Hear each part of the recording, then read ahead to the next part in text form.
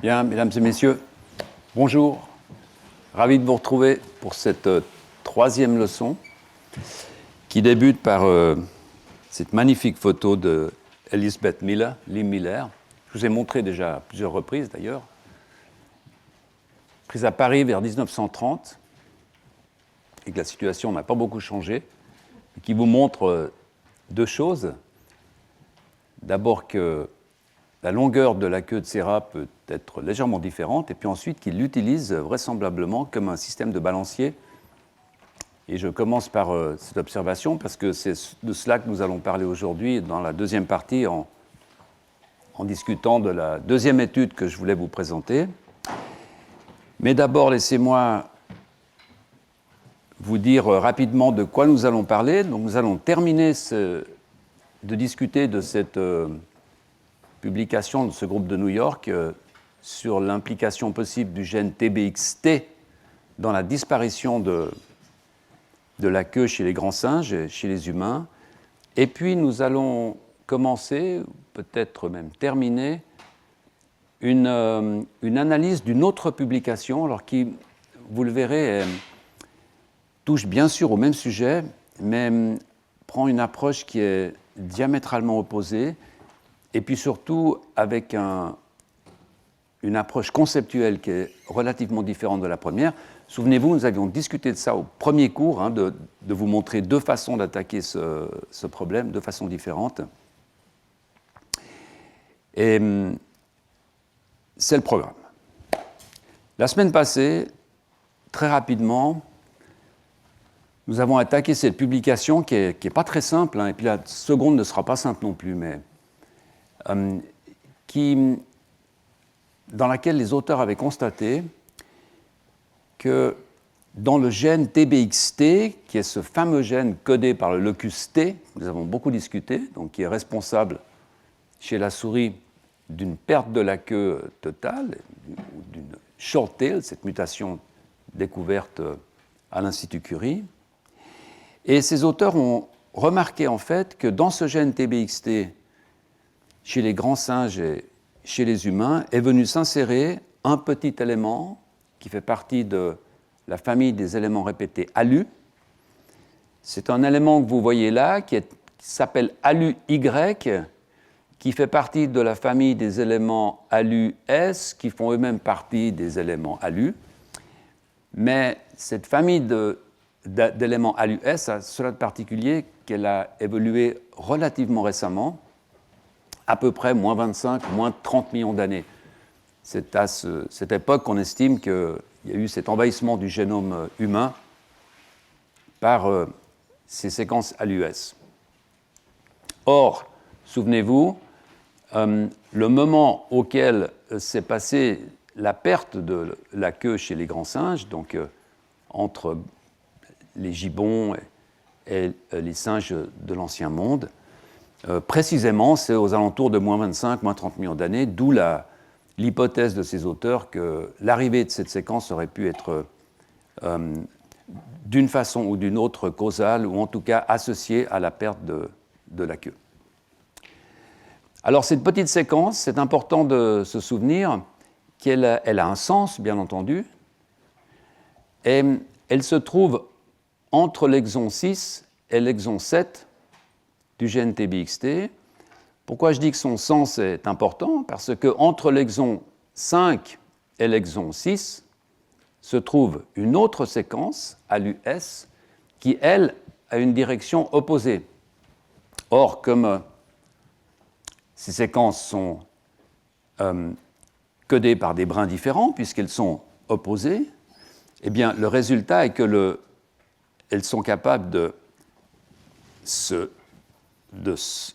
faire un pairing, et donc d'induire un petit loop, qui est illustré ici. Et puis ce petit loop va faire en sorte que la machinerie de l'épissage ne va pas reconnaître, et donc va sauter l'exon 6. C'était ça l'idée principale que j'ai essayé de développer la semaine passée, c'est que le saut de cet exon 6 va produire un ARN qui est un peu plus court, qui va produire, lui, une protéine qui sera toujours en phase. Parce que entre l'exon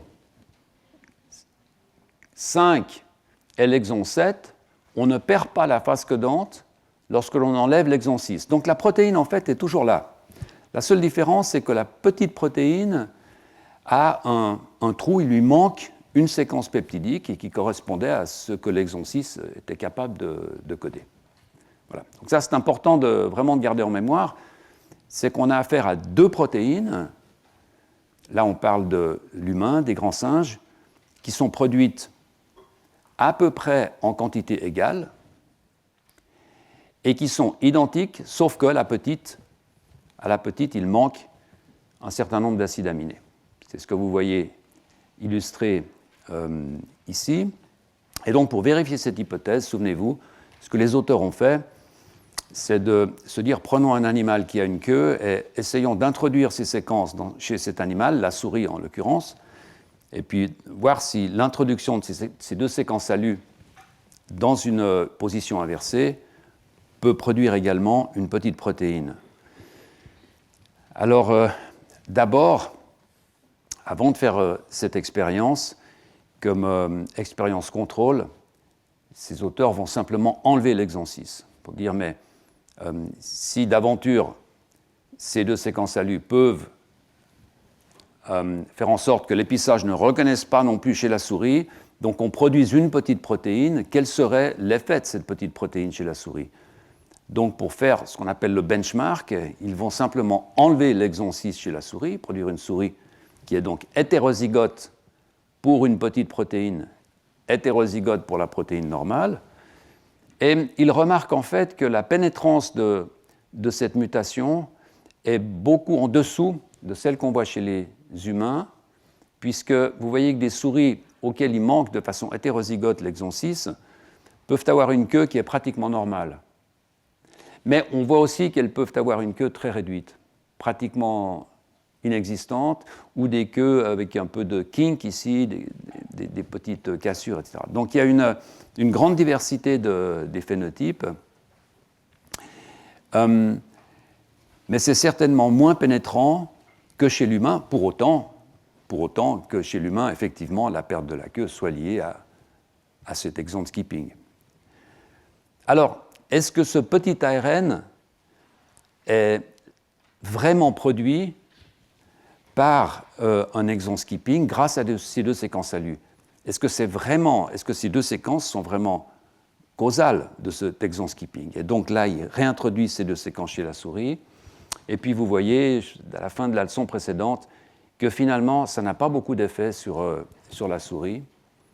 On verra plus tard que finalement, on produit une petite protéine, mais elle est de l'ordre de peut-être 5-10%, pas plus. Et donc dans ce cas-là, il n'y a pas vraiment d'effet. Peut-être est-ce dû au fait que ces séquences sont des séquences humaines. Alors il n'y a pas vraiment de raison que dans le système souris, elles ne soient pas reconnues, puisque là, on ne parle pas d'une reconnaissance particulière, on parle simplement d'un pairing, ADN-ADN. Donc finalement, ce n'est pas tellement important d'où elles viennent. Et donc ces auteurs vont faire une autre expérience qui est simplement de dupliquer une séquence qui est endogène à la souris. On veut dire on va simplement prendre une séquence qui existe, peu importe laquelle finalement, qui existe entre l'exon 6 et 7, et puis on va l'introduire de façon opposée, dans une orientation opposée, entre l'exon 4 et 6. Donc on va simplement introduire un repeat inversé qui flanque l'exon 6. Et puis quand ils font ça, alors la réponse est un peu différente. On voit que maintenant il y a une réduction, mais franchement, c'est loin d'être une agenèse de la queue, c'est de l'ordre de 10%. Par contre, quand ils prennent ces souris hétérozygotes et qu'ils les croisent avec les souris auxquelles il manque l'exon 6, donc les souris délétées que je montrais tout à l'heure, là, ils obtiennent des phénotypes qui sont beaucoup plus forts, que vous voyez là. Ce qui veut dire deux choses, en fait. C'est que, oui, il semble que la délétion de l'exon 6 soit en grande partie responsable de ce phénotype de la queue. Et oui, il semble que lorsque l'on met des séquences inversées de part et d'autre d'un exon, ça peut induire un exon skipping.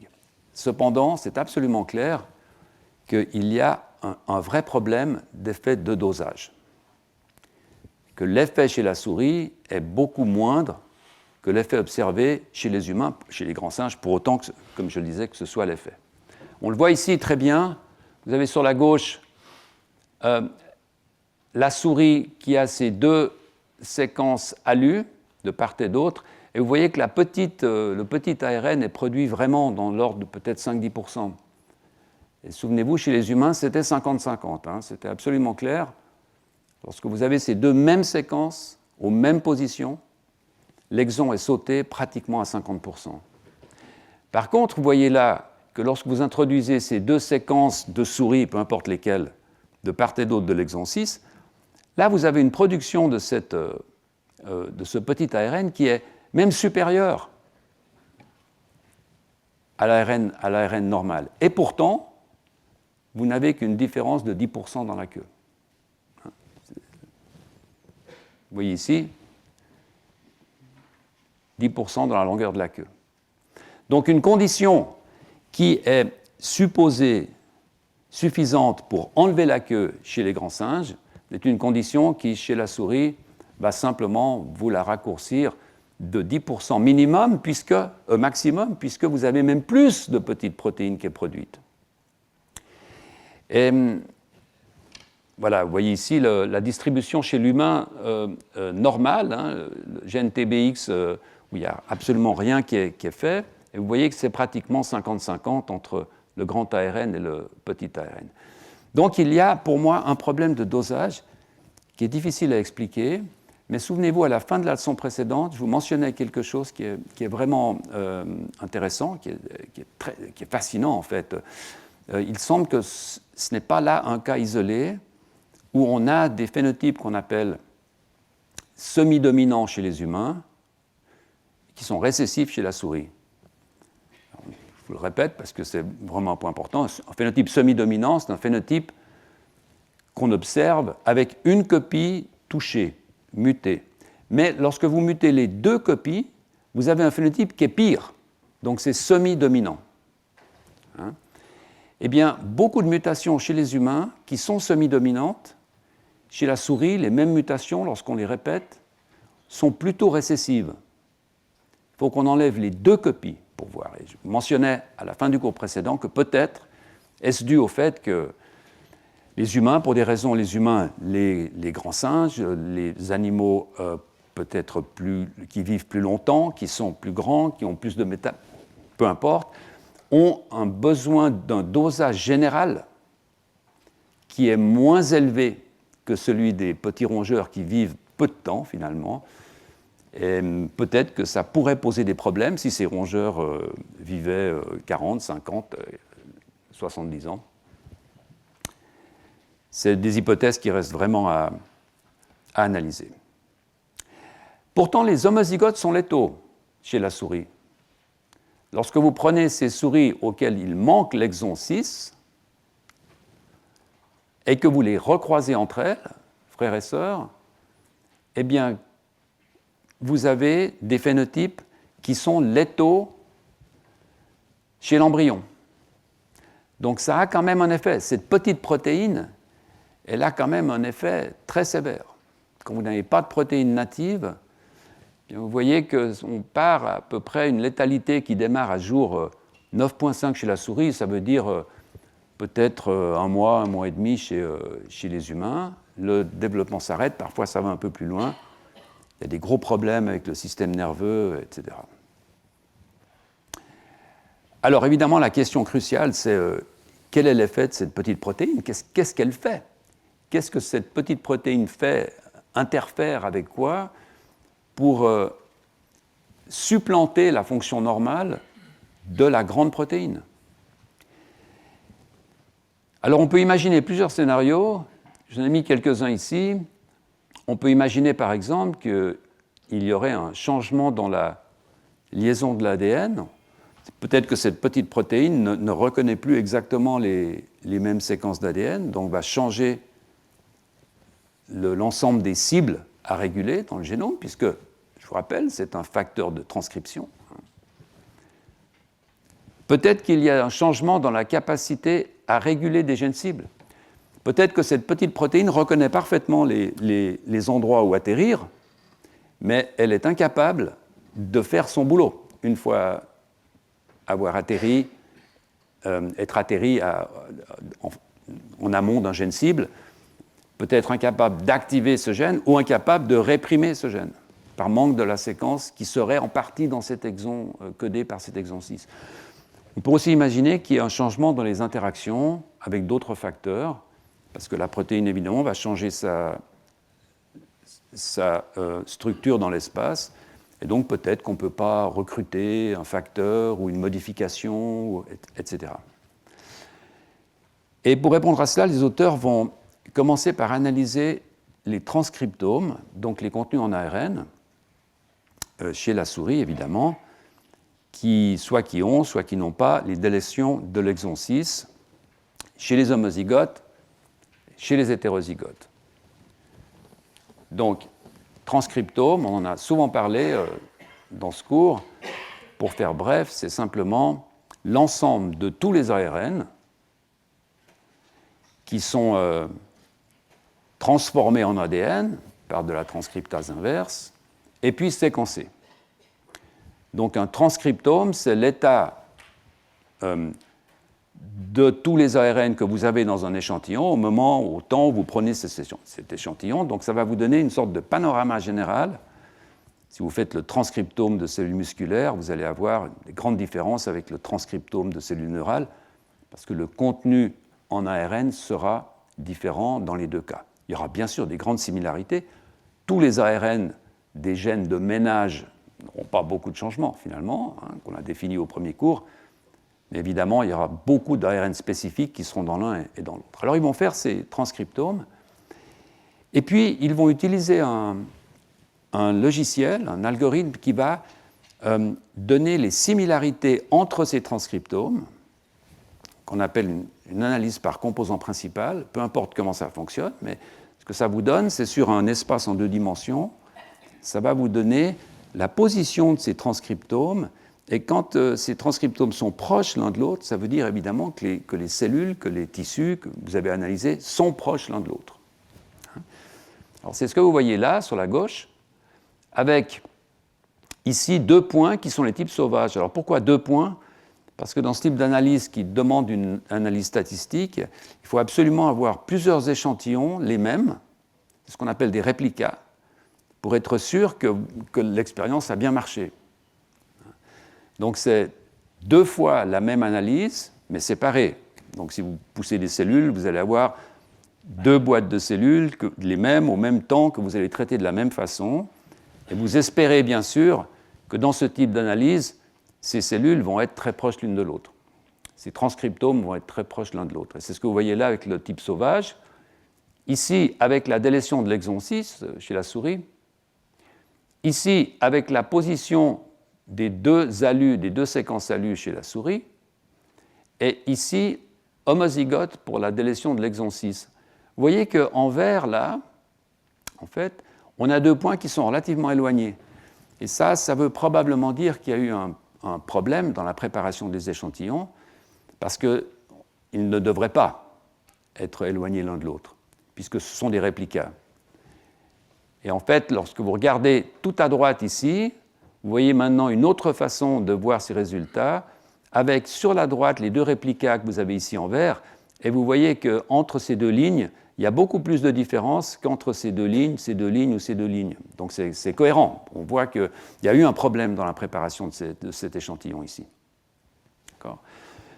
Mais en fait, ce que l'on voit, c'est que si une proximité existe, je dirais, elle serait plutôt entre les souris qui ont les 2 séquences ALU et les souris qui ont la délétion de l'exon 6, homozygote. D'accord. Donc, c'est quelque chose que je ne comprends pas très très bien, mais c'est le résultat de leur analyse en PC, en composant principal. Alors généralement, cette analyse vous donne quels sont les composants principaux, par exemple le temps de développement, etc. Mais dans la publication, je ne l'ai pas trouvé, en fait. Donc c'est vraiment une comparaison flat, totalement plate, où dans un espace, on voit en fait les relations entre les différents transcriptomes. Sur la droite, c'est une façon différente d'analyser. Vous voyez que c'est toute une série de gènes qui ont été choisis. Chaque ligne horizontale est un gène. Et quand il est bleu, ça veut dire qu'il est très peu exprimé, voire pas exprimé, bleu foncé. Quand il est rouge, il est relativement bien exprimé ou très exprimé, rouge-violet.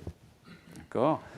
Et donc vous voyez qu'il y a toute une série de gènes dans cette configuration, donc dans les types sauvages, d'accord, dans le wild type, qui sont très exprimés alors qu'ils ne le sont pas du tout dans les souris qui ont ces deux séquences ALU. En fait, ce que ça vous montre, c'est qu'il y a des différences dans l'expression de ces gènes. Vous direz, s'il y a des différences dans la longueur de la queue, ce n'est pas très surprenant. Si effectivement les souris qui sont homozygotes meurent tôt pendant le développement, ce n'est pas très surprenant.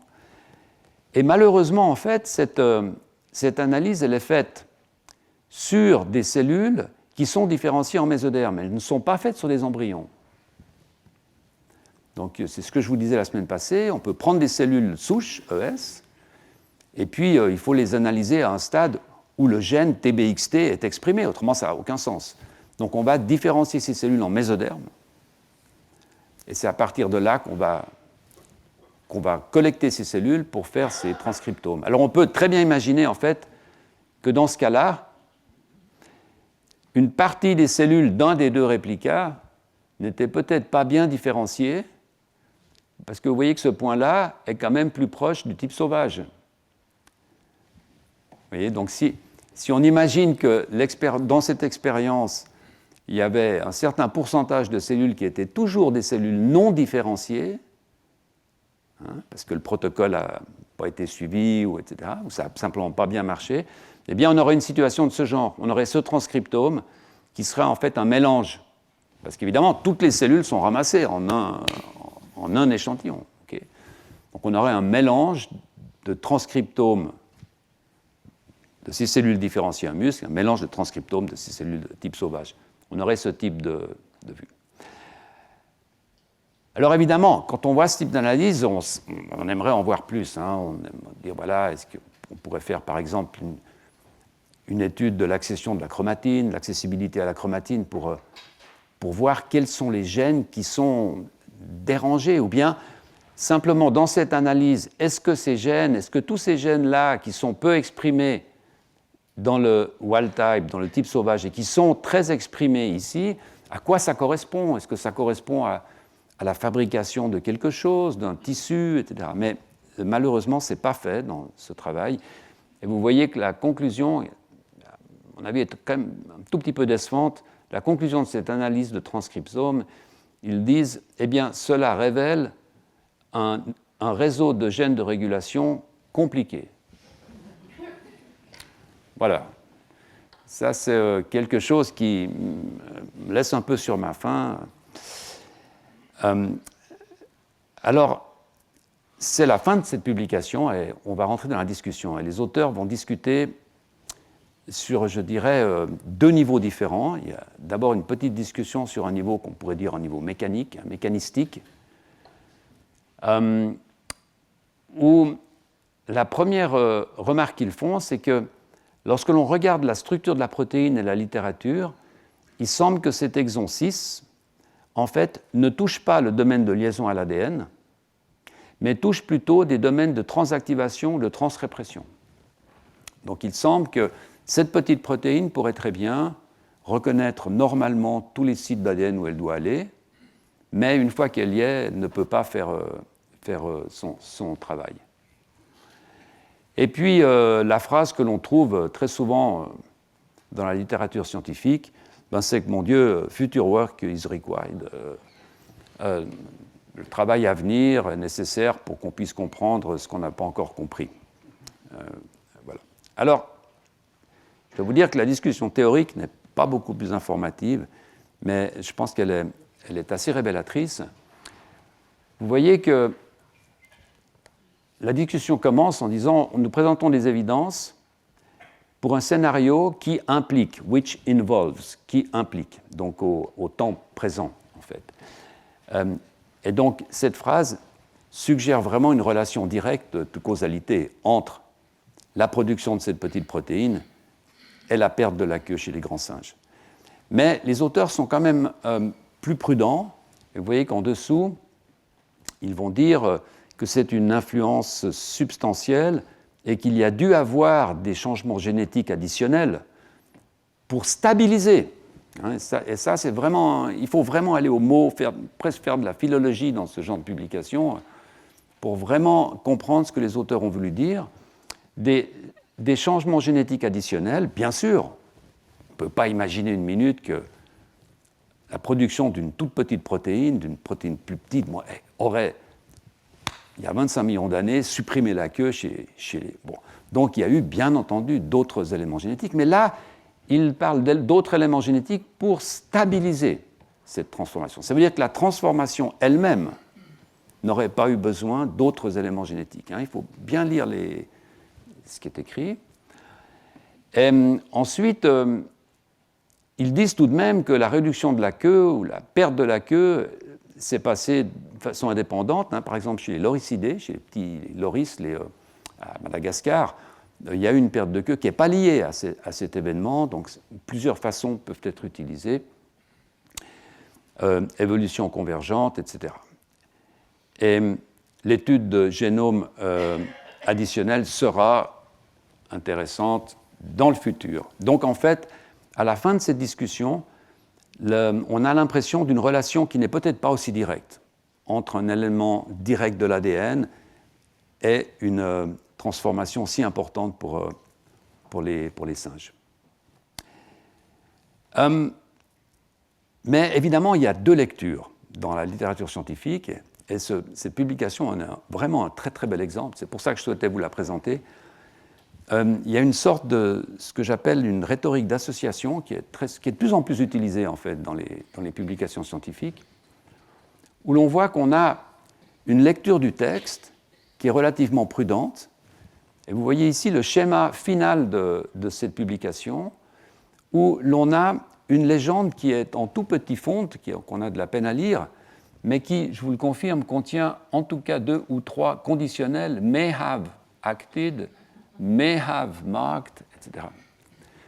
Par contre, au-dessus, vous voyez un schéma qui est en noir, donc qui a un impact direct sur notre vision, en fait, sur notre compréhension de cette publication, où l'on voit un singe qui a une queue sur la gauche, et puis qui va se transformer en singe qui n'a pas de queue, avec un grand rond rouge qui est l'insertion de cette séquence ALU. Donc on a vraiment 2 niveaux de lecture. On a une lecture qui est, je dirais, scientifique, plutôt balancée dans un texte, mais évidemment peu de collègues lisent les textes, et on tombe sur ce schéma final qui nous résume toute la publication sans avoir besoin d'aller dans les détails. Alors vous savez que Nature, donc le magazine dans lequel est publiée cette étude, Nature, lorsque ce magazine veut magnifier ou rendre une publication particulière visible pour le grand public, va écrire des petits commentaires qu'on appelle des news and views. C'est ce que l'on appelle dans le backhand du journal. Donc, le journal, il y a une partie scientifique qui est la première, et puis il y a une grosse partie derrière qui est une partie de nouvelles, de commentaires, et dans lesquels on va trouver ces news and views. Donc, c'est ce qu'on va envoyer au New York Times, etc. Et donc, Nature, dans ce cas particulier, a demandé à 2 collègues d'écrire un news and views, Myriam Konkel et Emily Casanova. Et vous voyez que dans ce cas-là, sur les 10 premières lignes, il y a en tout cas 5 conditionnels. Could explain the loss, la perte de la queue chez les singes ancestraux. Might have happened, could have become, could have played, could have resulted. Donc vous voyez que ces 2 collègues écrivent un commentaire qui est quand même extrêmement bien balancé en disant « attention, c'est une hypothèse », etc. Alors maintenant, il y a le titre. Et le titre, vous l'avez là. De l'ADN mobile explique pourquoi les humains n'ont pas de queue. Voilà. Donc on a un grand titre en mode affirmatif, un petit texte en mode conditionnel, et puis vous voyez que c'est très intéressant parce que finalement le titre, eh bien, il a le même fond noir que les singes. Donc en fait, quand vous regardez cette publication, à la fin, vous vous souvenez de ce titre, du News and Views qui va circuler, et puis de cette image du schéma. Alors, à leur décharge, je dois vous dire que je ne suis pas du tout convaincu que ces collègues aient choisi le titre. Hein. Peut-être même pas non plus le schéma, finalement. C'est un travail éditorial qui est fait par les éditeurs de ce journal. Alors, passons maintenant à une autre façon d'attaquer cette question, qui est une approche du même problème, mais alors par une analyse globale. Et je ne vous cache pas que, pour moi en tout cas, la difficulté est plus importante que ce qu'elle ne l'est avec ces questions d'ARN, etc., pour expliquer clairement ces méthodes d'approche globale, mais je vais faire mon possible. Alors, on parle ici d'une petite souris qui s'appelle la souris sylvestre, qui est le deer mice en anglais, qui est un rongeur de la famille des Chrysetidae, dont le nom est Peromyscus maniculatus. Ces souris existent en deux écotypes différents. C'est la même espèce, donc on peut les recroiser, ce qui est absolument critique, mais elles existent en deux écotypes différents. Il y a un écotype qui a une queue relativement longue et l'autre une queue relativement courte, la queue longue vivant en milieu arboricole, la queue courte vivant en milieu de prairie. Alors ces auteurs vont prendre une approche, ce sont des collègues qui sont à la fois des biologistes de développement, mais qui sont aussi des généticiens des populations, donc qui ont l'habitude de voir les problèmes d'une façon très globale, et donc vont prendre une approche qui est différente, qui est une approche populationnelle, pour essayer de comprendre pourquoi ces deux queues ne sont pas de la même longueur. Est-ce que ça a un lien avec les habitats différents? Et là, je vous montre le résumé qui fait 3 points principaux. D'abord, il va y avoir une recherche d'une pression de sélection, c'est-à-dire ces auteurs vont se poser la question, est-ce que c'est important? Est-ce que c'est important en milieu arboricole d'avoir une queue plus longue qu'en milieu prairie? Ou bien est-ce que c'est simplement un drift, quelque chose qui s'est passé de façon naturelle, puis comme ça ne changeait rien à la vie de ces souris, ben c'est resté. Ensuite, une approche non biaisée qui va en fait révéler qu'au moins 6 loci génétiques sont responsables de cette différence. Donc vous voyez qu'on rentre ici dans ce qu'on appelle la génétique quantitative. On n'est plus du tout dans un schéma où on a un gène, une mutation, une queue longue, une queue courte. On est dans un schéma où on a plusieurs locus qui ont des aspects quantitatifs, qui vont tous participer à quelque chose d'une façon telle que quand on en enlève un, on ne va pas voir grand-chose. Et c'est là la difficulté. C'est de la génétique quantitative. Et puis en fait, 2 de ces variants vont être cartographiés sur des endroits du génome qui nous sont bien connus, en fait. C'est ces fameux clusters de gènes architectes, ces gènes OX, qui, comme nous allons le voir, sont importants pour la queue. Alors ces souris, ces 2 écotypes en particulier, on estime qu'ils ont à peu près 10 000 ans de différence. Ça remonte à la retraite des glaciers en Pennsylvanie, ici, qui ont laissé la place à des forêts. Vous voyez sur la gauche, voilà, à des forêts ici. Donc vous avez un écotype qui est Peromyscus maniculatus bairdii, qui est la version prairie de ces petites souris. Alors je les appellerai prairie. Et puis les allèles P. Je ne vais pas non plus chaque fois remonter. Et puis la version ici, donc ça c'est dans le sud du Michigan, et puis ici en Pennsylvanie, cette même espèce, mais qui vit en milieu arboricole depuis une dizaine de milliers d'années.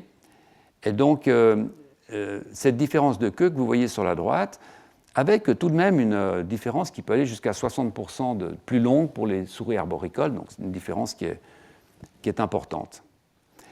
Alors, le grand avantage de ce système, c'est que Ces souris ont naturellement évolué une différence génétique qui, comme on va le voir, semble être adaptative, donc être utile, mais on peut les garder en laboratoire.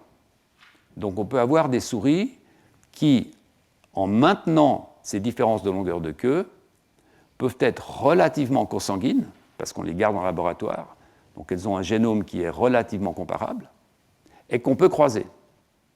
D'accord ? Donc on va avoir une situation, et c'est tout là l'avantage de ce système, on va avoir une situation où on a deux populations de souris qui ont deux génomes, chacun étant très homogène, mais très différent l'un de l'autre au niveau des polymorphismes,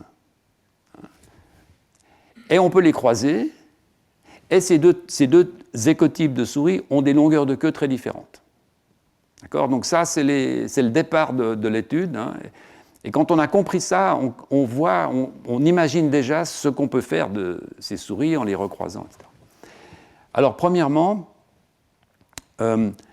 comment peut-on quantifier ces différences, hein ? Là, on a vraiment affaire à des généticiens des populations, donc des gens qui aiment bien quantifier les phénotypes. Et vous voyez ici que lorsque l'on regarde la queue de ces souris, eh bien on voit qu'à la fois le nombre de vertèbres caudales en vert arboricole, cet arboricole sera toujours vert, est plus élevé chez les souris forêt que chez les souris prairies. Et on voit également sur la gauche ici que la longueur des vertèbres est plus élevée chez les souris arboricoles que chez les souris prairies. Autrement dit, l'augmentation de la longueur de la queue est due en fait à deux facteurs. Il y a plus de vertèbres et elles sont plus longues. Alors, est-ce qu'elles sont plus longues simplement parce que tout est plus long chez ces souris ? Bien non, parce que les auteurs vont utiliser, vous voyez sur la droite, ils vont utiliser le sacrum, la mesure du sacrum, comme contrôle. Et quand vous mesurez le sacrum des souris prairies et des souris arboricoles, vous voyez qu'il n'y a pas de différence. Donc tout ce qui est dans la partie antérieure jusqu'au sacrum, c'est pareil. Quand on rentre dans la queue, on voit que les vertèbres sont un tout petit peu plus longues et le nombre est un tout petit peu plus élevé. Mais vous allez voir que ce n'est pas des chiffres très importants. Hein. On parle de une ou deux de plus, etc. Alors ensuite, une fois que le système est calibré, vous verrez que c'est extrêmement important parce qu'on est obligé, quand on travaille avec des outils quantitatifs, d'avoir vraiment des readouts, ce qu'on appelle des readouts, donc une façon de mesurer les différences qui est très précise. Parce qu'on va, au niveau d'une population, mesurer les différences entre 1, 2, 3, 4 vertèbres. D'accord. La deuxième question que se posent ces auteurs, c'est est-ce que ça sert à quelque chose ? Est-ce que ces souris ont un avantage d'avoir une queue plus longue quand elles sont en milieu arboricole ? Alors ça, évidemment, c'est une question qui est, à mon avis, à laquelle on ne peut pas vraiment répondre, mais ils vont quand même faire un test qui est assez intéressant. Ils vont construire une petite boîte, que vous voyez sur la gauche, là, qui a 65 cm de hauteur, ce qui est important, hein, c'est pas haut pour nous, mais imaginez en relation avec une petite souris, c'est vertigineux.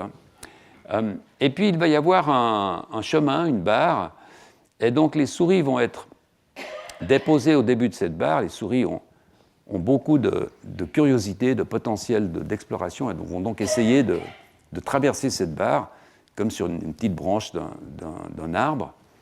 Et donc les auteurs vont mesurer le nombre de fois que ces souris peuvent traverser sans tomber. Là, on est dans un paradigme expérimental, manuel, construit. Et, voilà. Et alors, je vous montre d'abord la version du bas, qui est la version toujours en vert arboricole. Et vous voyez que cette souris traverse allègrement. Alors, vous avez peut-être vu la queue, c'est très intéressant. On voit que la queue passe à gauche, à droite, peut-être en synchronisation avec le mouvement des pattes. C'est vraiment quelque chose. Pour ça que je vous montrais ces rats d'Elizabeth Miller. On voit que cette queue semble être utilisée comme un balancier, parce qu'évidemment, chaque fois que vous allez faire un pas, vous allez pencher d'un côté, donc la queue va partir, etc. C'est une supposition. Alors maintenant, évidemment, le côté plus pathétique, c'est la souris de prairie qui voilà. Bon, je trouve ça un peu triste, je vais donc passer à la diapositive suivante. On ne va pas se moquer de ces souris qui font leur possible quand même. Alors vous voyez que comme d'habitude, il y a une quantification. Donc les auteurs vont prendre 31 souris de prairie, vont analyser le comportement de 31 souris de prairie, de 32 souris arboricoles, et puis en fait, ce que vous voyez là, c'est le nombre de tentatives. Donc, avec le nombre de souris, donc en fait, vous avez ici, sur une souris qui va faire une trentaine de tentatives, une souris arboricole ne va rater qu'une fois. Et vous voyez que sur toutes ces tentatives, enfin bref, il n'y a que trois fois où ces souris arboricoles ratent, alors qu'en fait, quand vous regardez les souris prairies, c'est une catastrophe. Mais tout de même, certaines arrivent à passer. Et donc, de cette analyse, les auteurs tirent une conclusion qui, je pense, est relativement correcte. Ils disent, oui, effectivement, ça suggère qu'avoir une queue en milieu arboricole peut être utile pour échapper à des prédateurs, etc. Néanmoins, il est évident, et c'est ce qui est écrit ici, néanmoins, il est évident qu'il y a tout un nombre de facteurs que vous pouvez vous-même proposer et conclure qui pourraient rentrer en jeu, qui ne sont pas analysés. Peut-être ces souris ont développé une force dans les doigts qui est supérieure à la prairie. Peut-être que les souris de prairie ont développé un vertige et n'aiment pas être, encore qu'elles ont une vision très, très réduite, mais etc., etc. D'accord ? Donc c'est vraiment quelque chose d'assez objectivé. On dit, voilà, ça peut contribuer à la longueur des moustaches, qui est aussi... Bref, il peut y avoir d'autres facteurs. Alors maintenant que ces auteurs établissent que vraisemblablement il y a une valeur adaptative à la longueur de la queue, eh bien, il va s'agir de savoir d'où elle vient. Quels sont les locus génétiques qui ont été responsables, peu à peu, de l'allongement de la queue et des vertèbres. Alors, comment aller chercher ces éléments génétiques, s'il y en a plusieurs ? C'est là que les choses se compliquent un peu, et je pense que une des bonnes façons de comprendre ces méthodes, c'est de remonter aux différents types d'architecture génétique qu'on peut rencontrer lorsqu'on s'intéresse au développement, à l'évolution. Ces types d'architecture génétique, il y en a essentiellement 4 qui passent, je dirais, du plus simple à gauche, en bleu, au plus complexe à droite, en rouge. Il y a d'abord ce qu'on appelle des systèmes monogéniques. Alors ça, maintenant, vous comprenez tout ce que c'est ce dont je vous ai parlé tout à l'heure. C'est des systèmes où on a un phénotype qui dérive généralement d'un problème à un seul locus génétique. Ça peut être un gène, ça peut aussi être une séquence de régulation, peu importe. Un problème, un effet, monogénique. Ensuite, il y a des architectures génétiques qui sont très proches et qui généralement se traitent de la même façon. C'est des systèmes oligogéniques où on a quelques gènes, quelques loci. Je devrais plutôt dire loci que gènes, parce que ça peut être des éléments de régulation, où il y en a 2, peut-être 3. Donc on arrive à s'en sortir avec des méthodes que je vais vous décrire. Ensuite, on passe dans un système alors qui devient plus complexe, qui est un système polygénique, où on a vraiment beaucoup de gènes impliqués, jusque même un système omnigénique. Alors la définition est un peu large, mais où il y a vraiment énormément de gènes impliqués. Alors vous voyez que quand on passe de la gauche à la droite, dans les faits, on passe de 100% à 1% si un système omnigénique implique 100 gènes avec la même force d'action. On a un système tout à gauche où un gène fait tout, et vous voyez ici, comme exemple, ces auteurs donnent la drépanocytose, donc l'anémie falciforme.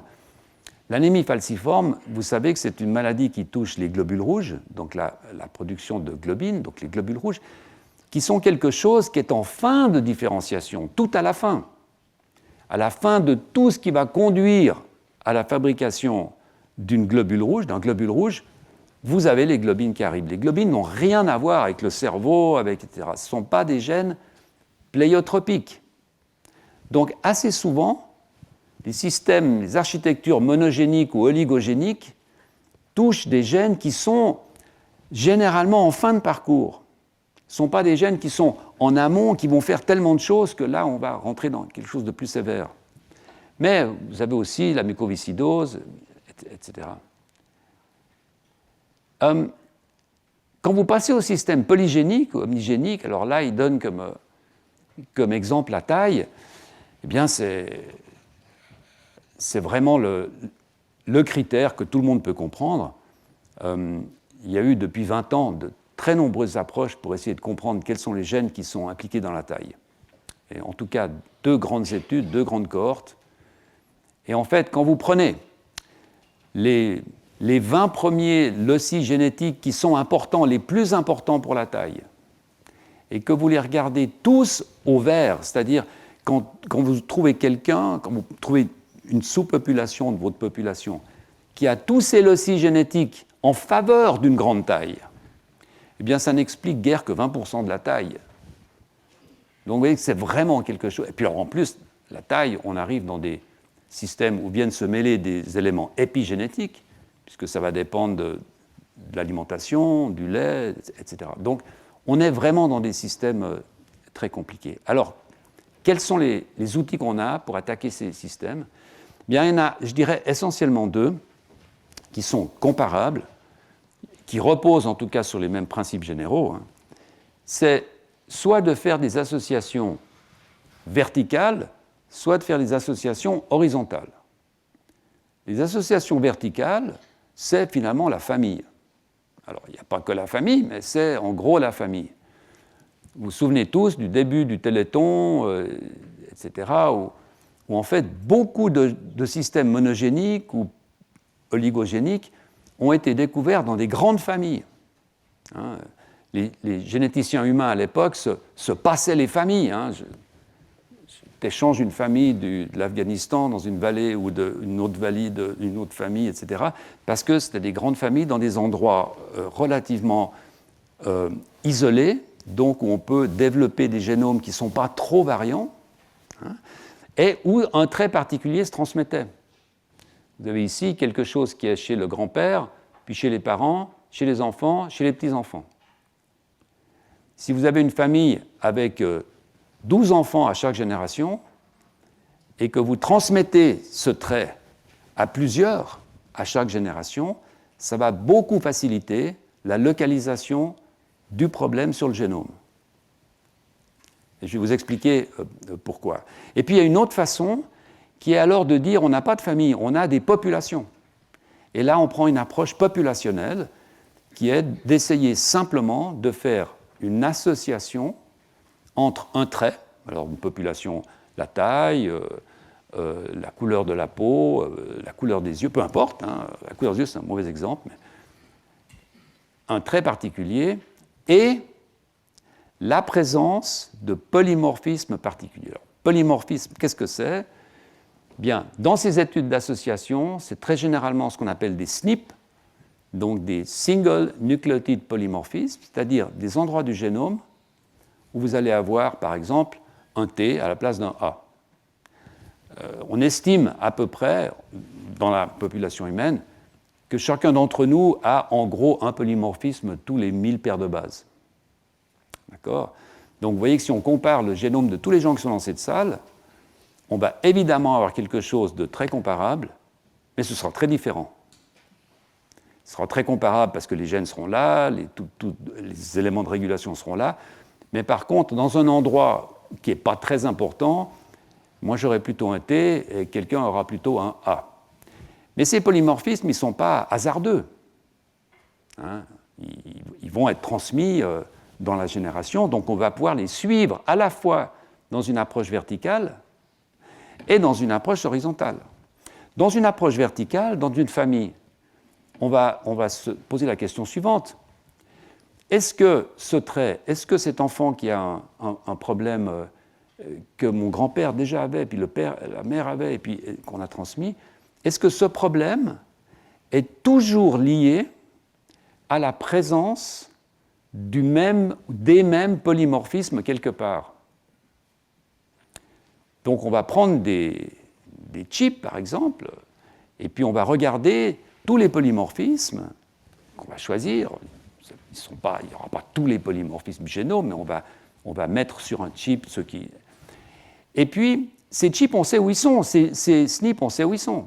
On sait que celui-là, il est sur le chromosome 3, dans la partie, etc. Celui-ci, il est sur le chromosome 8. Bon. Si vous voyez que le problème dans cette famille est toujours hérité, systématiquement hérité, avec quelques chips qui sont dans une partie que vous connaissez du génome, vous savez que ce que vous recherchez est à proximité de ces variants. Parce que, j'en reviens à la semaine passée, la probabilité de recombiner en méiose entre ce qui cause la maladie, ce qui cause le trait, et ces SNP qui sont à côté sera très basse. Si vous avez un SNP qui est à un bout d'un chromosome, et puis ce qui induit votre trait est à l'autre côté du chromosome, eh bien ce SNP ne va pas être associé à votre trait, parce qu'il va partir, il sera recombiné. D'accord ? Donc avec ça, vous pouvez associer les SNP et avoir une idée de ce qu'on appelle un groupe de linkage, un linkage group en anglais, où on sait à peu près où va se trouver le gène, l'élément de régulation qui cause le trait que vous regardez. Alors ça vous permet évidemment d'avoir une approche quantitative, parce que peut-être que vous allez en trouver 8, 9, 10, 15 de ces loci. D'accord ? Parce que dans votre génome, si un trait particulier, un aspect morphologique, est codé par 15 loci différents, eh bien vous allez trouver 15 concentrations de SNP qui vont être associées d'une façon ou d'une autre à ce trait. Donc ça vous permet d'avoir un ensemble de traits génomiques associés, non pas un seul gène, comme c'était le cas au début du mapping, de la cartographie des problèmes génétiques. Ça, c'est donc une approche quantitative. Alors cette approche, vous pouvez la pousser au niveau des populations.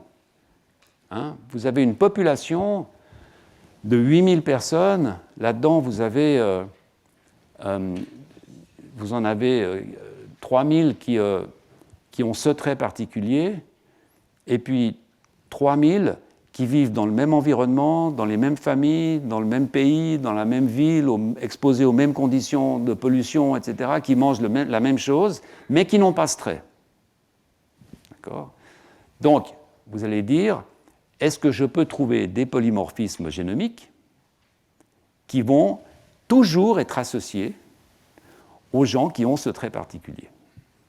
Alors, la façon dont ça se fait aujourd'hui, en fait, c'est d'avoir ce qu'on appelle des SNP arrays, donc on a des petites plaques qui sont micro, hein, et puis dessus, on peut mettre toute une quantité invraisemblable de SNP dont on connaît la position sur le génome, et puis on va prendre l'ADN de ces 8000 personnes, et puis on va hybrider l'ADN en le marquant avec une fluorescence, peu importe, sur ces SNP. Quand l'ADN va être 100% homologue, il va rester, ça va fluorescer, il va y avoir Quand c'est pas 100% homologue, ça va partir, vous ne le verrez pas. Donc vous avez des chips, vous les mettez dans un ordinateur, un logiciel, il va vous dire, voilà, il y a tel ou tel locus, et il va vous donner un pourcentage, parce que vous n'allez pas avoir 100% d'association. Hein ? Donc vous allez avoir des résultats qui vont s'exprimer en probabilité, en pourcentage. Et c'est ça qu'il faut vraiment, qui est important de comprendre, c'est que le résultat final, qu'on va définir comme étant un score LOD, un LOD score, c'est un résultat qui est en fait un logarithme d'un ratio de probabilité. Je vais revenir là-dessus dans une minute, ce sera la dernière chose compliquée, en fait. Alors, dans le cas de ces souris, évidemment, on voit qu'on peut faire en quelque sorte une sorte de mélange entre les deux, parce que ces souris on a ces deux populations que vous avez sur la droite, sauf qu'elles sont presque consanguines, et on peut les croiser. Si on pouvait croiser une population d'humains pendant 3 générations, il y a énormément de traits qu'on pourrait résoudre, en fait. Peu probable que ça se fasse, mais dans le cas des souris, on peut le faire. Alors ces souris, eh bien, vous les croisez pour obtenir ce qu'on appelle des F1. Alors F, en génétique, ça dérive de filial. Ça veut dire que les parents sont F0 par définition, et puis F1, F2, F3, c'est les générations qui suivent. Donc vous croisez des souris, dans ce cas-là, un mâle arboricole et une femelle prairie, peu importe, hein, peut être l'inverse, et puis vous obtenez des souris F1. Alors la première question, c'est ces souris F1, leur queue, elle ressemble à quoi? Ben, évidemment, elle est exactement intermédiaire. Hein, ça, c'est de la génétique classique, tout le monde peut le deviner. Vous allez avoir sur la gauche ici la longueur en millimètres là, de la queue des souris prairies, ici la queue des souris arboricoles, et puis là, pile poil, les F1 qui vont vraiment avoir une... Alors, ce n'est pas étonnant. Vous allez ramener un génome parental qui contient des allèles multiples pour une queue longue, un génome parental qui contient des marqueurs multiples pour une queue courte, vous allez avoir une queue intermédiaire. D'accord? Alors le truc, c'est la génération suivante. Maintenant, vous allez prendre ces F1 et vous allez faire des intercross, donc vous allez les recroiser frères-sœurs. Alors quel est l'effet de ce croisement? C'est qu'en méiose, donc dans la préparation des oocytes ou la préparation des spermatozoïdes, vous allez avoir des recombinants. Ça va recombiner.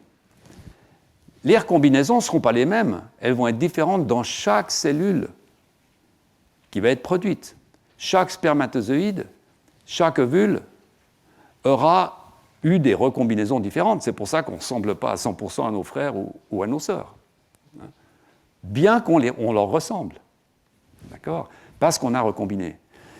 Et donc, les auteurs vont produire 495 animaux en F2, vous voyez en bas à droite, ici. Ça veut dire que sur ces 495 animaux, les génomes de la souris arboricole et de la souris Berdy, donc prairie, vont être parfaitement recombinés. On va avoir des chromosomes qui seront en fait des petits morceaux qui viennent de l'un ou de l'autre. D'accord? Alors, ces petits morceaux, maintenant, qu'est-ce qu'ils vont faire sur la longueur de la queue? La prévision, c'est que comme on va avoir une distribution hasardeuse par recombinaison, eh bien, on devrait avoir une distribution de la longueur de queue qui se rapproche presque d'une gaussienne, en fait. Et ce que vous voyez là, c'est exactement ce qui se passe. Vous voyez là la longueur des queues chez ces animaux F2. Ça veut dire que la moyenne a 80 mm, parce que la moyenne va obtenir des allèles queue longue, des allèles queue courte en quantité égale, mais vous allez avoir toute la distribution. Et vous voyez, ce qui est très intéressant, en fait, qui n'est pas vraiment discuté, mais quand vous regardez la longueur des vertèbres, vous voyez qu'il y en a même ici qui sont plus longues ou plus courtes que dans les deux souches de départ. D'accord? Vous dites, c'est pas possible. Mais oui, c'est possible, parce que la souris qui a la queue la plus longue dans le milieu arboricole, rien ne dit qu'elle ne pourrait pas avoir une queue encore plus longue si elle avait un variant additionnel qui se trouve dans la souris qui a une queue courte. C'est de la génétique quantitative. Vous voyez, on n'a pas l'habitude de penser de cette façon. Et donc, de façon très, très minoritaire, quand on croise une souris qui a une queue longue, alors, quand on croise une souris dérivée, etc., en F2, on peut avoir des souris qui ont des queues légèrement plus longues, légèrement plus courtes que les queues de départ que vous voyez là. Hein. Ça, c'est la queue de départ, longueur des vertèbres, ici longueur totale, et ici nombre. D'accord? Regardez ici. Vous avez aussi des cas très très mineurs où vous allez avoir plus de vertèbres, etc. Voilà. Donc maintenant, vous avez cette population, 495 souris, et vous avez pour chacune de ces souris 3 paramètres. La longueur totale de la queue, la longueur de la plus longue des vertèbres caudales, vous voyez ici, c'est celle-ci, et le nombre de vertèbres caudales. Alors pourquoi la longueur de la plus longue? Parce que les auteurs ne vont pas s'amuser à mesurer toutes les vertèbres pour faire etc. Donc ils vont prendre comme proxy, comme approximation, que la vertèbre la plus longue, ils vont systématiquement mesurer la même vertèbre dans toutes ces 495 souris, et ils vont prendre ça comme approximation de la longueur des vertèbres, ce qui est, à mon avis, relativement acceptable. Donc, on a ces 495 souris, on va mesurer pour chacune la longueur de la queue, pour chacune la longueur de la vertèbre la plus grande, et pour chacune le nombre de vertèbres. Et la première chose que vont faire ces auteurs, c'est de regarder si on peut trouver des corrélations entre ces 3 paramètres. Et donc le premier qu'ils vont regarder, c'est celui que vous voyez en haut à droite, où vous avez la longueur, ici, vous avez la longueur de la vertèbre la plus longue de la queue, donc la longueur des vertèbres, et puis la longueur totale de la queue. Et vous voyez que vous avez une droite qui monte, qui vous indique une bonne corrélation. Autrement dit, ça va étonner personne, mais quand les vertèbres sont plus longues, la queue est plus longue. C'est une corrélation qui est estimée de façon quantitative. Pareil ici, quand vous regardez le nombre de vertèbres et la longueur de la queue, ben là aussi, ce n'est pas étonnant. S'il y a plus de vertèbres, la queue sera plus longue. D'accord? Par contre, vous voyez que sur le graphique du bas, il y a les variations ici. Sur le graphique du bas, vous avez maintenant le nombre de vertèbres avec la longueur de la vertèbre.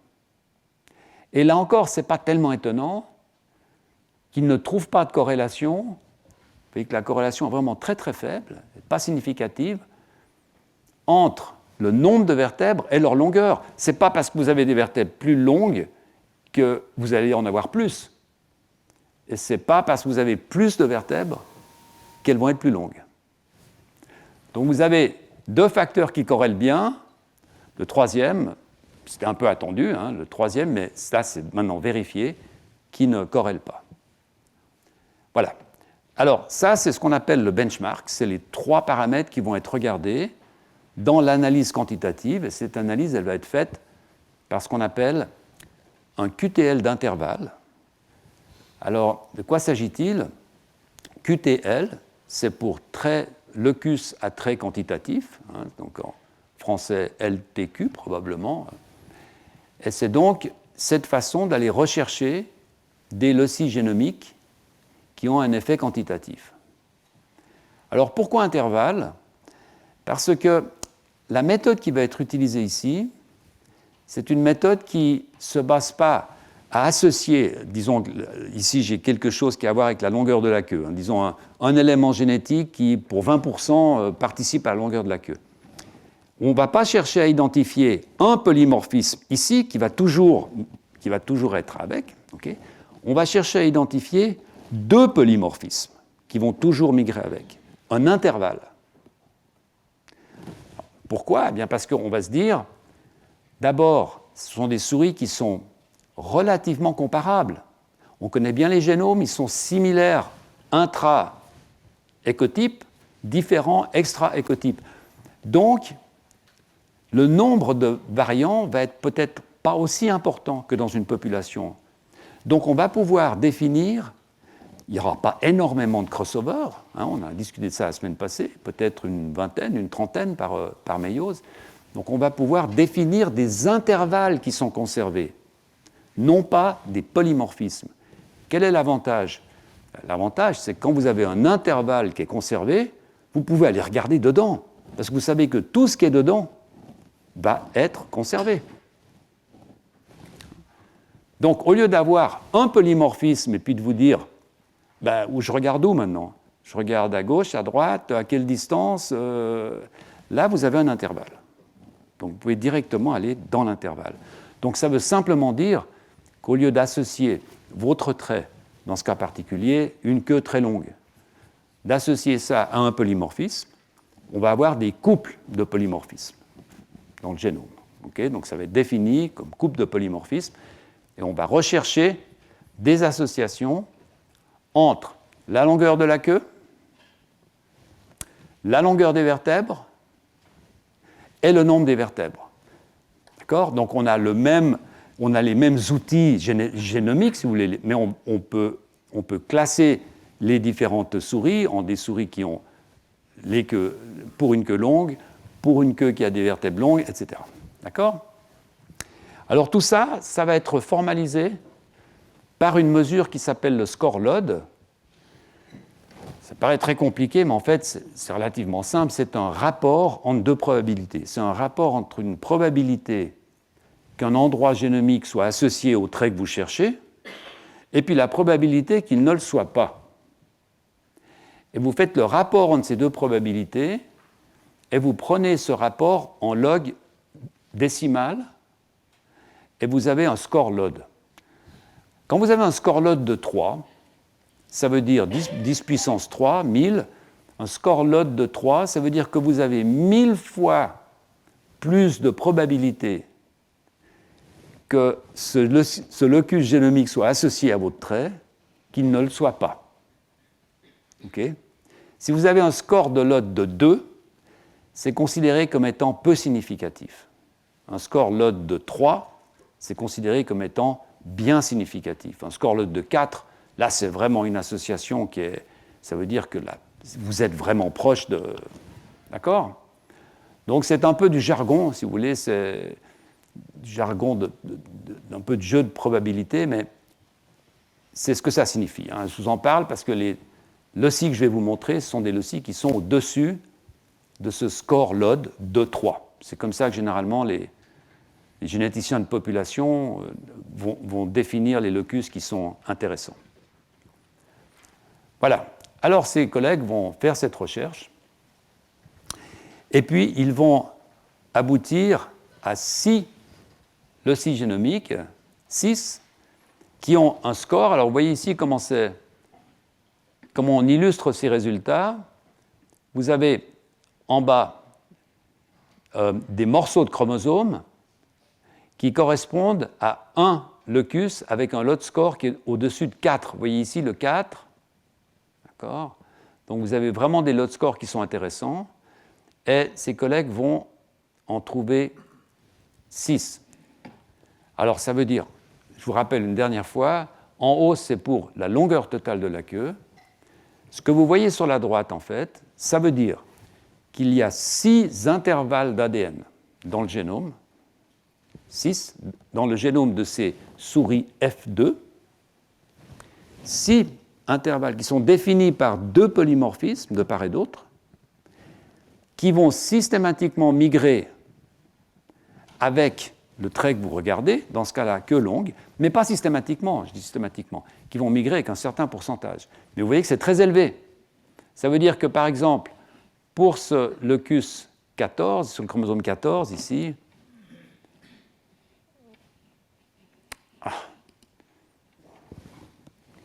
j'ai de la peine avec ma souris, voilà, sur ce chromosome 14 ici, vous voyez que ça dépasse 4. Autrement dit, c'est un endroit qui a 10 000 fois plus de probabilité d'être associé à une queue longue que de ne pas l'être. 4, 10 puissance 4. Vous voyez la lecture de ce graphique. Et donc, ce que vous voyez en gris ici, ce sont les intervalles.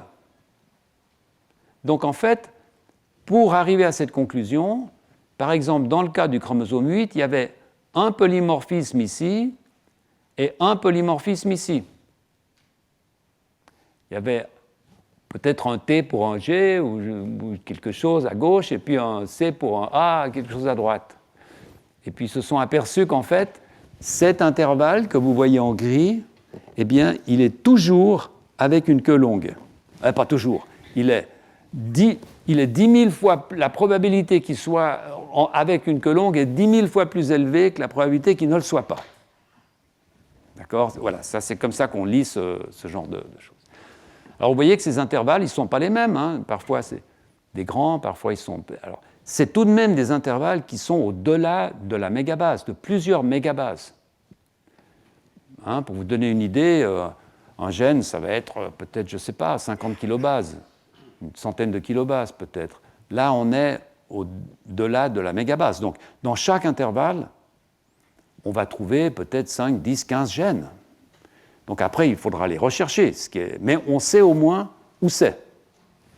D'accord ? Alors, vous voyez, ce qui est très intéressant, c'est que lorsqu'ils vont reprendre la même analyse, mais cette fois, ils ne vont pas utiliser la longueur de la queue comme paramètre. Ils vont utiliser la plus longue des vertèbres. Eh bien, cette fois, il n'y a que 3 de ces QTL qui vont sortir, mais ce sont les mêmes.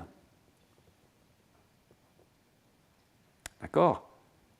Donc ça veut dire que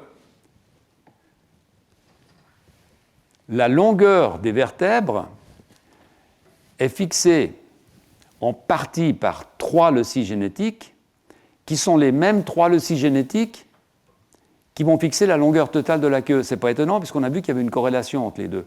Donc ça vérifie cette corrélation, en fait.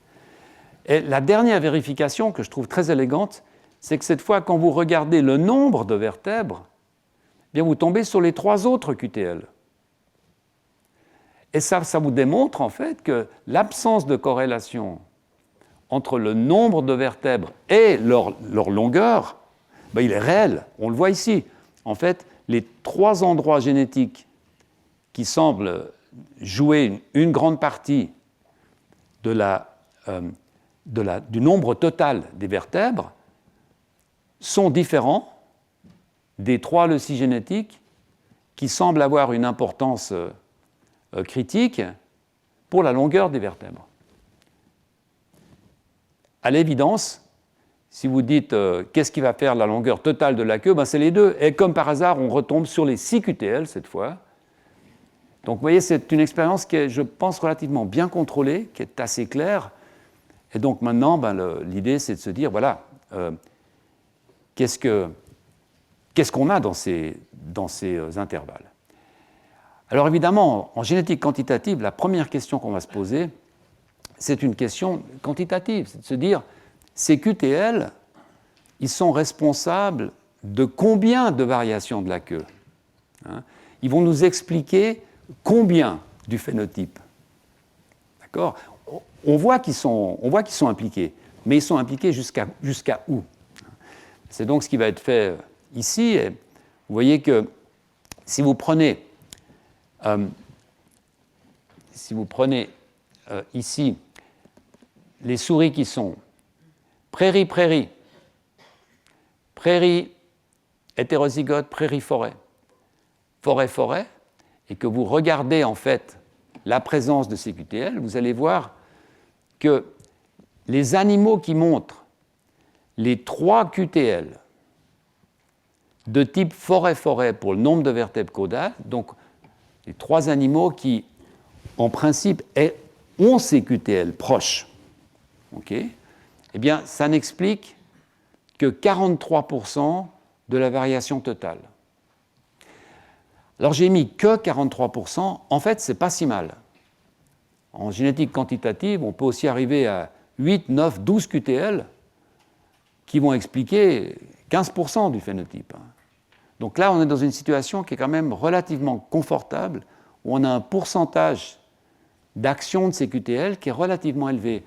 Et vous voyez que quand vous avez des animaux qui ont les 3 allèles, ici, forêt-forêt, pour la longueur des vertèbres, eh bien, ils auront en moyenne des vertèbres qui seront plus longues de 32 mm. Alors là, on rentre vraiment dans les détails, hein, mais quand vous accumulez vos vertèbres, ça fait une différence.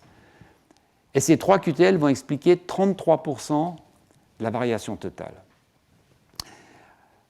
Alors pourquoi je rentre dans ces détails? Parce que je pense que c'est vraiment, même si c'est parfois un peu difficile à comprendre, c'est vraiment très important de voir la différence de mindset, la différence de réflexion entre une génétique classique ou même une génétique de type monogénique et puis cette génétique quantitative qui est quand même difficile à comprendre, où on parle uniquement de probabilité et de pourcentage. Donc on a un certain nombre de loci, et ces certains nombres de loci vont participer à des pourcentages différents à un pourcentage d'un trait morphologique, physiologique, métabolique, etc. D'accord ? Donc c'est ça qu'il faut vraiment toujours garder à l'esprit, et c'est ça qui rend aujourd'hui la compréhension de maladies qui sont vraiment des vraies, les maladies qui sont les grands fléaux de la santé publique actuelle, qu'on n'arrive pas à déterminer avec des QTL hein, ou avec des approches en GWAS. Je pense à l'autisme, je pense à la dépression, aux états maniaco-dépressifs, etc. Parce qu'en plus, en plus de la complexité, c'est ce que je disais tout à l'heure, vient se rajouter des éléments épigénétiques qui rendent l'affaire extrêmement compliquée. La dernière chose dont je vais vous parler aujourd'hui, c'est d'essayer de voir comment on peut aller chercher dans ces intervalles un gène, une séquence régulatrice qui serait responsable. Ces intervalles, ils vont faire plusieurs mégabases, ils vont contenir plusieurs gènes, ils vont contenir des centaines, voire des milliers d'éléments de régulation, et là-dedans, il faut aller chercher quelle est la nature de l'association entre cet intervalle et le trait. Alors, les auteurs vont prendre ce qu'on pourrait appeler une approche par intersection, c'est-à-dire ils vont se dire, puisqu'on a maintenant défini ces intervalles, eh bien, on va voir si, par expression de gènes, on peut repêcher des gènes qui sont exprimés de façon un tout petit peu différente pendant le développement de la queue chez la forme arboricole, chez la forme de prairie, et de voir si par hasard, certains des gènes qui seraient en variation dans ces deux conditions tomberaient dans ces intervalles. D'accord ? Là, ce serait une bonne indication, parce qu'évidemment, sur ces 15, 20, 30, 100 gènes que vous allez avoir dans un intervalle, la probabilité que vous en ayez un qui soit impliqué dans le développement de la queue, donc que vous trouviez de l'ARN dans le bourgeon de la queue, elle est relativement faible, vous allez avoir toutes sortes de gènes. Donc, c'est une approche qui est valide.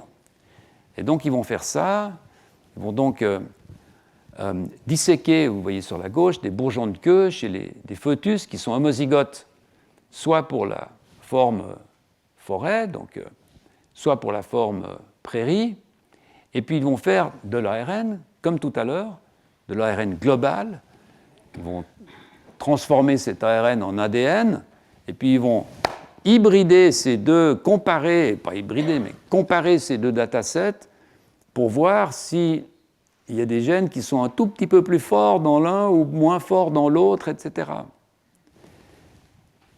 Et puis le résultat, vous l'avez sur la droite, où effectivement, ils vont trouver quelques gènes dont l'expression varie entre la forme arboricole et la forme prairie, et qui alors sont bien connus pour avoir des fonctions dans cette partie du corps, dans le bourgeon de la queue, etc. Notamment un gène que vous voyez là, qui est le gène OXD13, et qui, dans la forme arboricole, est moins exprimé que dans la forme prairie. Donc ce serait un gène dont la diminution de l'expression permettrait l'allongement. Voilà.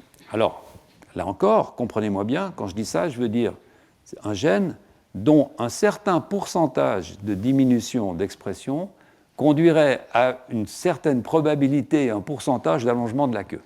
Hein, c'est ça, en fait, ce que ça veut dire. Alors, la question suivante, c'est est-ce que ce gène map dans un de ces intervalles? Et la réponse, évidemment, est oui, autrement je ne vous en parlerai pas. Et donc, on verra la semaine prochaine comment on peut aller dans ce gène pour voir si effectivement c'est cet élément qui est responsable de l'allongement de la queue chez les souris arboricoles. Voilà, je vous remercie.